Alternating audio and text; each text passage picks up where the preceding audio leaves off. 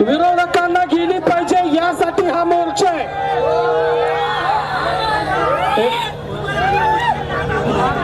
नाही नाही, ज्या महामानवानी तुम्हाला गुलामीच्या जोखंडातून मुक्त केलं आणि माणूस म्हणून जगण्याचा अधिकार दिला, त्या सर्व राष्ट्रपुरुषांना महापुरुषांना मी नतमस्तक होतो। बांधवांनो, माझी थोडे पत्रकार बांधवांना शांत बस, माझी पत्रकार बांधवांना थोडी 2 मिनिटं विनंती आहे की मला हा सगळा मार्ग शेवटपर्यंत बघायचा आहे, तुमच्यामुळे दिसत नाही। थोडं खाली बसा, 2 मिनिटं थोडं खाली बसा, थोडं चालू राहू द्या। मला शेवटच्या व्यक्तीपर्यंत आवाज येतो का? शेवटच्या पुलावरच्या मार्गापर्यंत आवाज येतो का? मी जास्त वेळ घेणार नाही, सगळ्यांना बोलायचंय। आज लातूर मध्ये झाडावर मांग आहे, पुलावर मांग आहे, लक्षात घ्या। झाडावर मांग आहे, पुलावर मांग आहे, जिकडे बघल तिकडे मांग आहे। हाच आपला सगळ्यांचा विजय। माझी आयोजकांना 1 मिनिट विनंती, पोतराजांना इथं पुढे बोलवा। पोतराज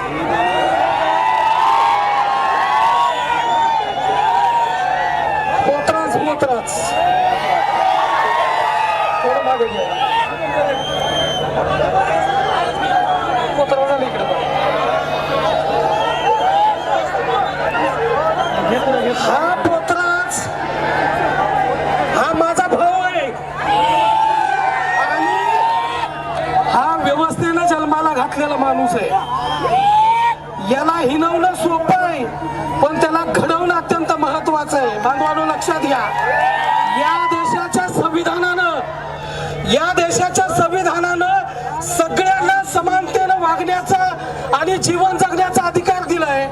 आणि आज काही लोक तुमच्या आमच्यातल्या हलगीवाल्यांना आणि पोतराजाला हिनवतायत। मिलिंदांना लक्षात घ्या, पण आमचं असं म्हणणं आहे, लक्षात घ्या, जरा खाली बसा 2 मिनिटं। आमच्या लोकांना आमच्या भूमिका केल्या पाहिजे। 2च मिनिटं खाली बसा, असं धरा ना, खाली धरा। आमचा हा पोतराज व्यवस्थेनं जरी जन्माला घातला असला तरी हे उपवर्गीकरण याच्या मुलासाठी आपल्याला बांधून ठेवायचं, ही गोष्ट लक्षात घ्या। आणि या पोतराजाचं पोरग, हलगीवाल्याचं पोरग हे डॉक्टर इंजिनियर झालं पाहिजे, म्हणून आपल्याला लढायचं, हे सगळ्यांनी लक्षात घ्या। बांधवांनो, आम्ही आमचा जीव सुद्धा यासाठी द्यायला तयार आहोत आणि तुम्ही सगळ्यांनी याच्यामध्ये ताकदीने सहभागी व्हायचं आहे। बांधवांनो, लक्षात घ्या, जेव्हा माग कालवा करू नका, लोकांना भूमिका गेली पाहिजे, माग कालवा ते बंद करा आता सगळं। जेव्हा शाहू महाराजांनी या त्यांच्या संस्थांमध्ये गोरगरीब आणि उपेक्षित लोकांना न्याय देण्याच्या भूमिकेसाठी आरक्षणाची संकल्पना लागू केली, त्यांच्या संस्थांमध्ये ते आरक्षण लागू केलं, तेव्हा बांधवांनो त्यांना काही लोकांनी विरोध केला आणि सांगितलं की या सगळ्या मूर्ख लोकांना, कमजोर लोकांना आरक्षण देऊ नका शाहू महाराज, हे लोक त्या लायक नाहीत। आणि आता सुद्धा तुम्ही लक्षात घ्या की तीच एक अवलाद जेव्हा शाहू महाराजांना विरोध होत होता, तीच अवलाद आता आपल्यामध्ये जन्माला आलेले आणि ती आपल्या सगळ्यांना विरोध करते। हे त्यांच्याच DNA मधले लोक आहेत आणि आपल्याला थांबायचं नाही। आमचा हलगीवाला फकीरा महानायक फकीरा तुम्हाला सगळ्यांना माहित आहे का? शेवटला माहित आहे का? शेवटला महानायक फकीरा, जेव्हा महानायक फकीरा बेडसगावचा खजिना लुटायला गेले होते, तेव्हा त्यांनी झोपलेल्या लोकांचा गैरफायदा घेऊन खजिना लुटला नाही, तर त्यांनी हलगी वाजवली आणि सांगितलं की आम्ही त्या गावाला जागा केलं आणि सांगितलं की आम्ही या बेडसगावचा खजिना लुटायला आलोय, तुमच्यात जर हिम्मत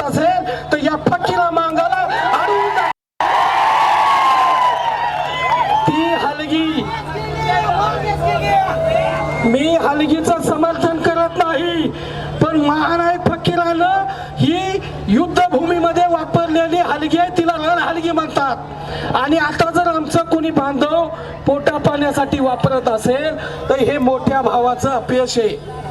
मोठा भाव म्हणून त्यांनी ज्या पद्धतीनं फायदे घेतले तर त्यांनी भावाचं भावपण टिकून ठेवायला पाहिजे असं मला वाटतं. आणि म्हणून आम्ही छोट्या भावानी जर काय बोललो असेल तर मोठ्या भावाला राग यायचं काय काम आहे. आमच्या अण्णाभाऊ साठेंना शिव्या दिल्या गेल्या, देशपिता लहुजी साळवेंना शिव्या दिल्या गेल्या, हे अत्यंत चुकीचं आहे. आम्ही याचा जाहीरपणे निषेध करतो. आमच्यातल्या माणसांना हिणवणं, विष्णुभाऊंना रंगावरून हिणवणं, विष्णुभाऊला लक्षात घ्या, त्यांच्या रंगावर हिणवलं, आम्हाला शिव्या दिल्या गेल्या, अमित भाऊंना शिव्या दिल्या बांधवालो, आमच्या आई बहीण याच तुमच्या लातूरमधून काढल्या. पण मी या निमित्तानं सांगतो की आम्हाला अपमानाचा बदला अपमानानं घ्यायचा नाही. आम्हाला अपमानाचा बदला वर्गीकरण लागू करूनच घ्यायचं आहे. ही गोष्ट आपण सगळ्यांनी लक्षात घ्या.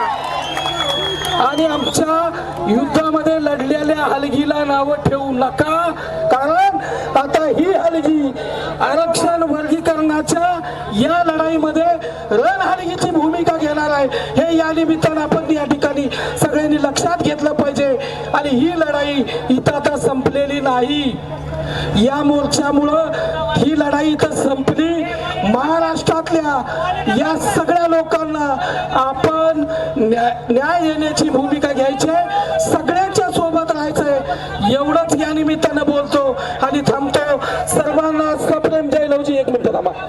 सर्वांना सप्रेम जय लवजी. शेवटच्या लोकांनी आरक्षण आमच्या हक्काचं, आरक्षण आमच्या हक्काचं, आमच्याच बापाचं म्हणा, आमच्याच.